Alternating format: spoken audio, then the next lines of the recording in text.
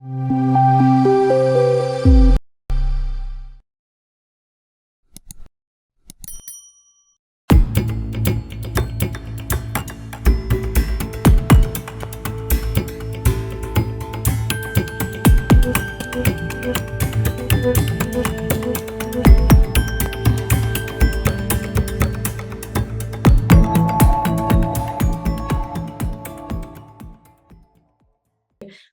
me, I never thought that I wanted to come to United States. Okay, it was a situation.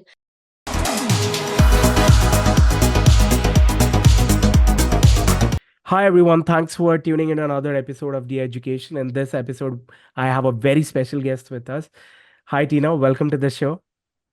Thank you so much. I am looking forward to have this session with you. Like, excited because like one time I was your mentor, mentee, and then now I'm like being part of your uh, program. So I'm excited to talk to you about my journey and everything about how I came from India to US and many more things.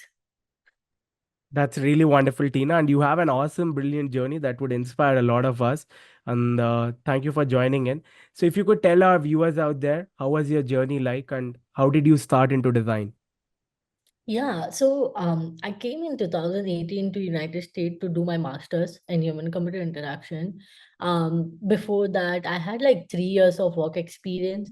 I was a software developer plus doing front end designing for a company called Seclor. While doing all those things, I realized that like I enjoy more of a customer experience, like talking to a customer, doing designing and everything. So I decided like, hey, it's a good time to do my master's, and like I came to SUNY Oswego in 2018. While doing this whole journey, one thing that I realized, like, okay, this is a new country, new people, and SUNY Oswego is one of the university where you would not find many Indians. Like generally, in the United States or anywhere across the globe you go, you would have at least bunch of Indians, and that's your comfort zone. But like, in my situation, I had like three of Indian friends and rest all the American. So that was one of the very big cultural shock that I had. And since I'm coming from a Gujarati medium, one of my biggest challenge was like, how would I communicate and like talk with my fellow students, my teachers, professors, etc. So things happen. I am really glad that I did this decision to come to United States and also chose this university because of that I improved my English. I really made good connection for life, and one of the biggest thing that I really enjoy and speak proudly about is while this 2 years of my master's program, I did so many extracurriculum activity. Like I went for a conferences in Canada, I did couple of hackathons, I did also met new people online, such as you. Like, please review my portfolio. So I think I came out of my comfort zone a lot because of this journey. And currently, I am a senior UX designer for Vanguard. It's one of the like largest investment banking in America, and I kind of feel sharing this journey at this point after achieving a lot many things. I feel it's a blessing, but at the same time, it's just a grit that I had, and I feel one should not hesitate to take risk and just keep going on in their life. And you figure out what's happening. So that's under the hood for me. Thank you so much, Tina, for sharing such awesome journey with us. So, for anyone trying now to go to masters and pursue their education in US or be there in India, what's your take on it, and how do you see the job market evolving since you have been there in India as well and now working in US? So, what's your take on this?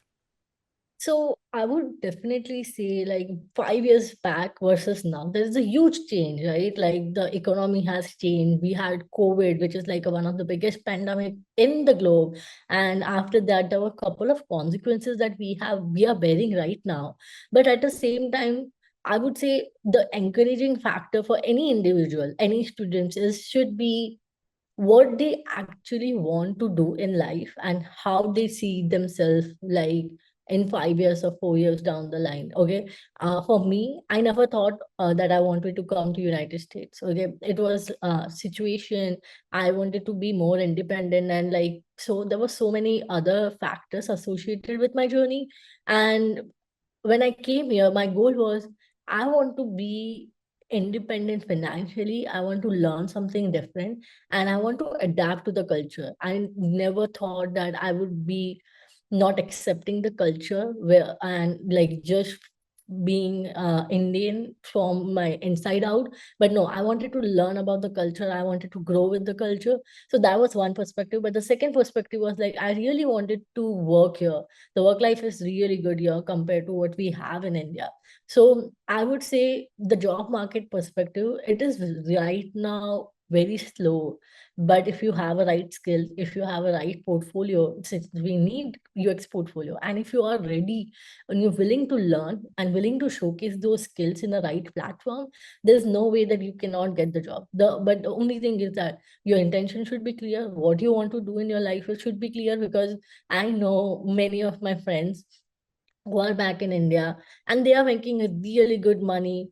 They are very satisfied with their job, and they are also doing some side hustling. So I think it's not about India versus US or London or any other places. It's also about like where do you see yourself, and like how would you want to be um, doing your like decisions of your life. And I say personally for me, or I would always encourage every individual to at least get out of their comfort zone and be outside their country, or if not country, the city. Because since you, when you live alone, when you live independently, you learn so many things about yourself, and you would be coming and doing so many things. So I personally feel everyone should do it, whether it's in like going outside the city or like going in different countries for that matter.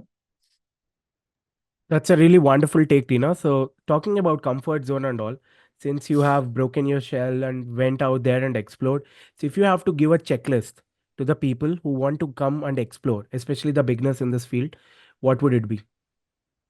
I think first thing is don't assume anything.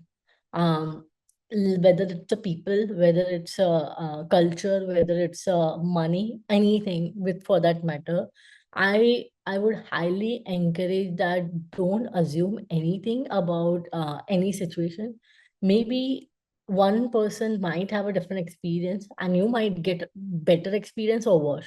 So I would definitely encourage people to just come with a clean slate and just be humble about it. The second thing is like please learn uh, about country, learn about the culture, learn about what do you really want to do. If you are like even planning to do a master's, if you are planning to just come here for the job, I would encourage people to have a really good outstanding portfolio. And more than the portfolio, I would say like try to build relationship. Don't just meet people for the sake of meeting. Like try to build relationship which is long lasting, so that people would like to give you a help, people would like to do certain things for you. And don't have this intention like hey, you need help from people. Build a genuine connection, and that will long last compared to your job, compared to your money, your fame. So keep that in mind. I would highly encourage people to look for side gigs. Money is super important here, but at the same time, there are lots of opportunities. So don't think like, oh, having a full time is the only security. Try to look for other freelancing gig, because there are so many platforms like Upwork, Utter, and so many other online freelancing platform where you can make easy money. Try to think about going to any contracting position, because there is nothing like, oh, I'm working for a contractor versus full time. You will get paid, and you will also get to work with different clients. So don't even have that shallow mindset that like, hey, I cannot work for contracting company versus this. And always make sure that you're connected to your family. One thing that happens most often, that when you're moving out of your country, when you're moving out of your cities also, the especially in like when you're moving out of countries, it's most often the different time zone that you have to deal with. But staying connected with your family is the only key to keep going on, because I have seen there are certain days when I'm like solo. I have friends, but I don't want to talk to them. I just want the comfort of home, because that's what keeps you going, right? So I felt there were some times when was not calling intentionally, because I don't want my parents to feel that, oh, she's sad or unhappy. But I realized that later, they do not want you to be unhappy, but if you call them, things change, because your mind just uplifts by seeing them doing something different, or like just seeing their faces. So I think connecting with your family is something that I realized later, but I would say, like, from day one, like, hey, you should be doing this. And even one last thing that I wanted to say is, like, learn from your experiences, don't rely on others. Learn, like, listen to 10,000 people, that's okay, but you make your own experiences. So, like, if, for example, I listen to you and, like, oh, because you had this experience, I'm just scared that, oh, I might also fall in the same circumstances, and that does not happen. I have heard so many stories, like, oh, this happened about visa, or this happened when you do not apply for jobs on time. But I have seen things being different for me, and I really take a pride on that. Like, hey, it's okay to not to listen to others and do your own experience, and even if it is failure, you just take that plunge, get up from that failure, and then start new fresh. So I think that's one take for all the students out there and who are planning to come to United States or anywhere across the globe. Those are some really wonderful list of advices, Tina. So let's talk about UX portfolios and mentorship. So what's your take on that for the budding designers out there? Um, I would say, like, when you are starting to make a portfolio, don't copy. I have seen, like, tons of portfolio, like, in last 3 years. I have mentored more than 500 mentees. Okay. One of the basic thing that I have seen is, like, they come from either boot camp, or they are coming from doing the transition, and they just come across my channel on ADP list for mentorship. And I see all the portfolio being the same palette, same design process, and showing all the things that they can possibly show. And I think so. At one point, I also might have the same sort of a portfolio, because that's the mindset. Like, you want to show all the design process, you want to do everything, but not a single recruiter looking for that. Make sure that you have two case studies, but they are on point. Don't try to show off too much of information. Nobody's looking for that. People are looking for confidence. People are looking for how can you present and how willingly you are trying to learn and grow together. That's one thing. Whenever I have been part of the interview, they are looking for, am I collaborative enough? Or am I the person who is liking to work in silo?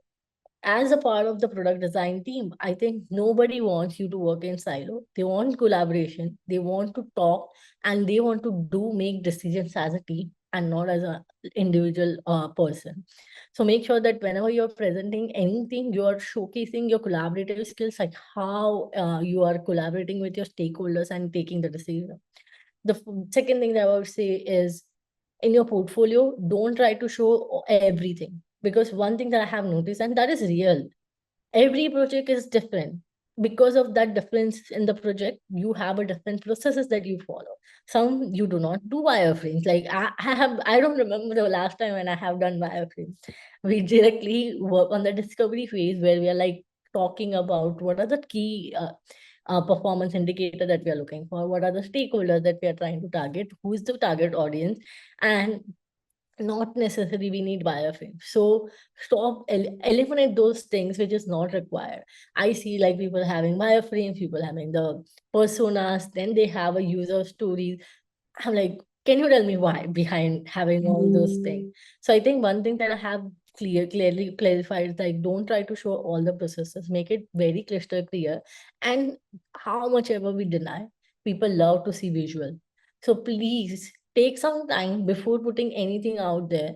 Take time, make sure that your designs look clean, your portfolio look clean, because we want to see the beautiful outcome, because like any application that you see online, any app or website you're using, who does not have a good UI, nobody wants to visit that pages unless there is no choice. Like we have a couple of American websites like USSCI or for the passport. We don't have any choice. We have to use it because it's a government website. There's no other alternative. But if I have a choice, like Amazon versus Mintra or Amazon versus Flipkart, like if the interface is not good, I'm not using it. Like so one thing which is very clear is like no matter how much ever we say like UX is important compared to UI, both are important, both holds equal value.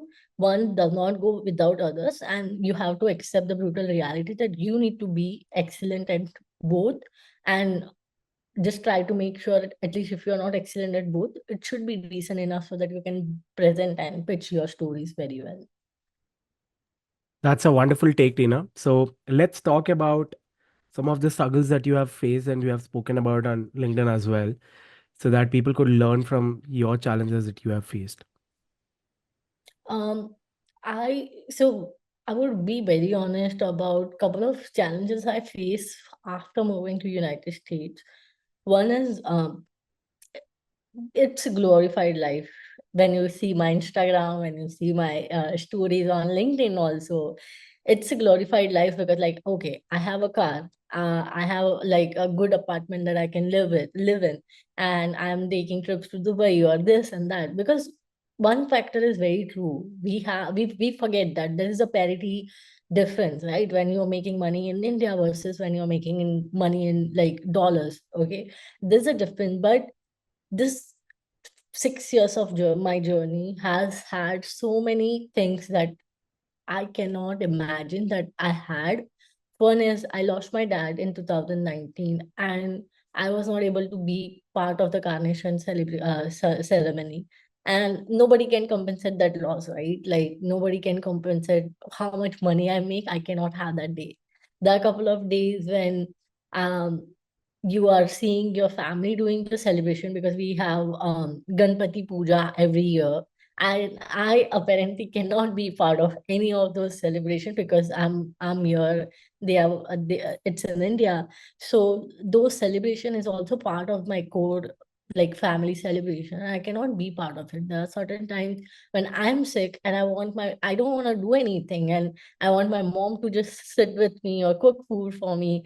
You cannot have that. So I think this is also part of growing up, but alongside growing up, I think it's a part of like living in a different country where you start to realize so many things, and you have to accept this brutal truth, like there is no way because you chose this life and you're okay with it. But then when other people see it, they are like, hey, this is the glorified life you're enjoying. Because and one question that people have most often to me is like, hey, I want to make the money that you make, or I want to have the life you have. And I'm like, no, you do not want to reach that. Like this is not it's good life, and I'm blessed about it, but at the same time, like you don't know the like entire story. So I encourage people to like not see the money factor, understand the why behind it. Like always think about it. Like, do you really want this life, or do you just see others and you feel FOMO?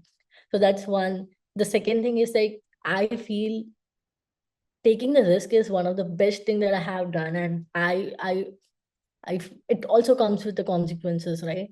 I choose to come to United States, but at the same time, like I feel sometimes when I come to India, like I visited last year, I don't feel connected to India. But when I come back, I don't feel connected to US. So the part of which is like neither you are American, no, nor you are Indian.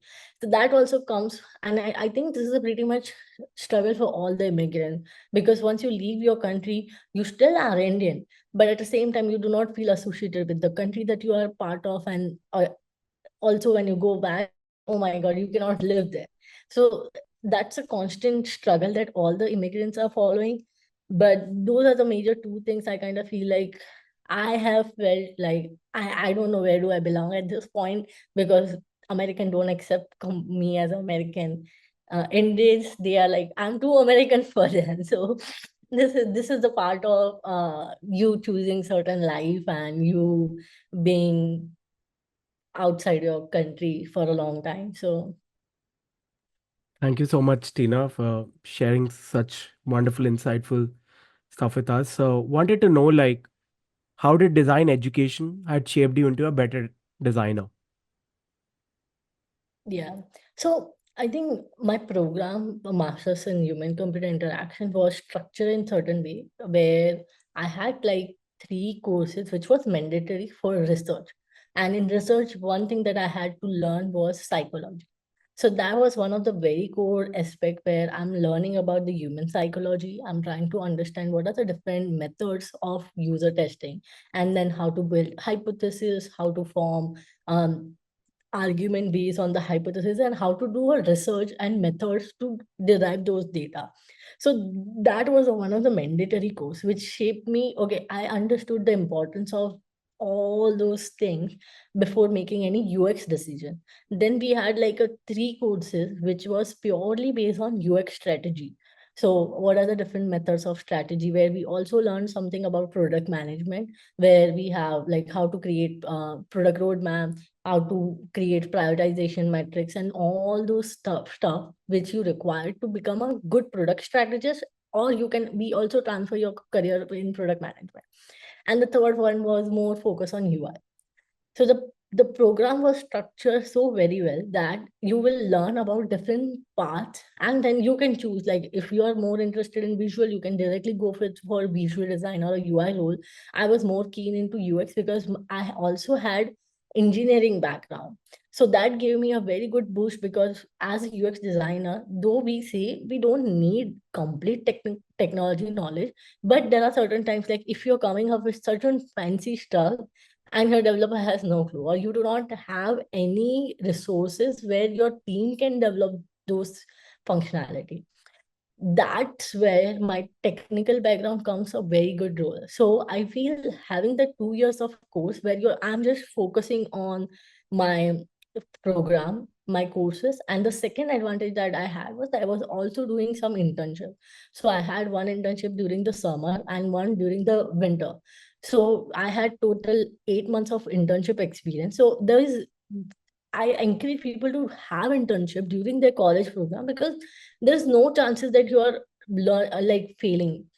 You're failing and still you are getting paid for that. So that is another thing that I would encourage people, like, because you are in your leisure time period, you have a lot of time to do certain things, but also you're learning from expert, because you have so many people who are mentoring you. You can see how company works, how people work, how the product cycle works in general.